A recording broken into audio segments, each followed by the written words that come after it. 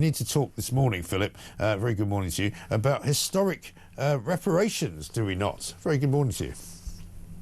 Hi, Mike. It's great to see you. Yeah, this is a story about the African Union wanting reparations for slavery. Of course they do. 200 years ago.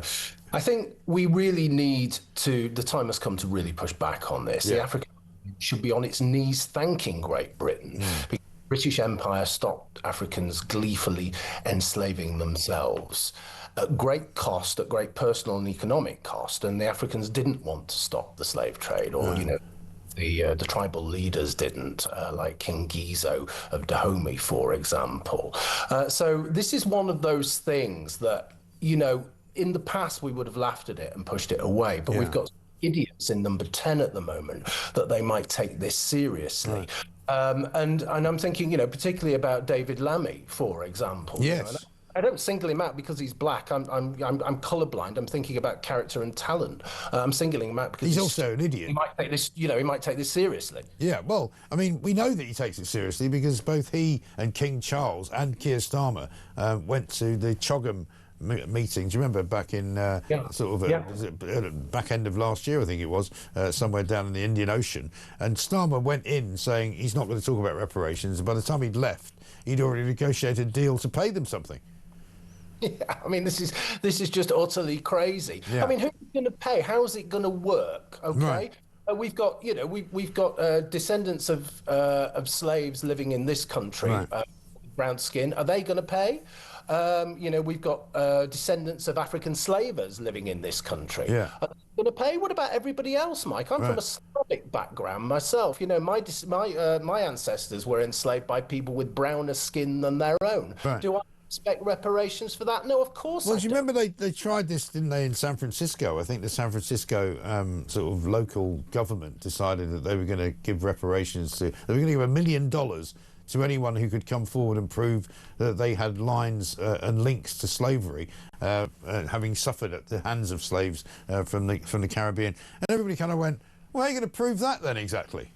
Yeah, it's just ridiculous. It's like everything else. It's the whole identitarian nonsense. It's identity politics.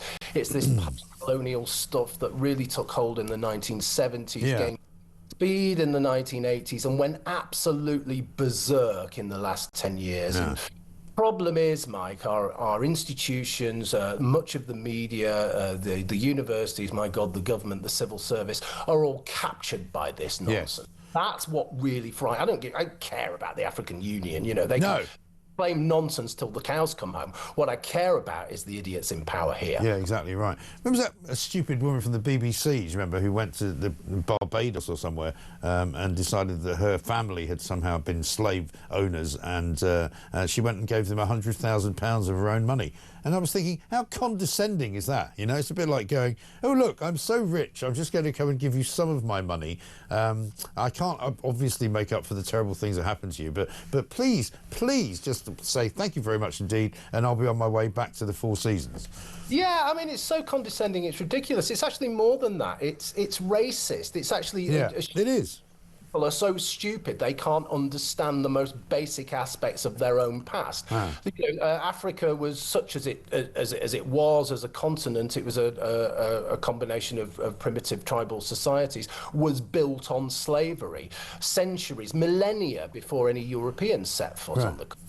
Okay. Well, I mean, we could also go all the way back to the Roman Empire if we want, can't we? I mean, many of us were probably enslaved by people who came here from the Roman Empire and sort of, mingled with our women folk, and the Vikings came and did all sorts of terrible raping and pillaging of us. What are we going to do? Get some reparations from Scandinavia?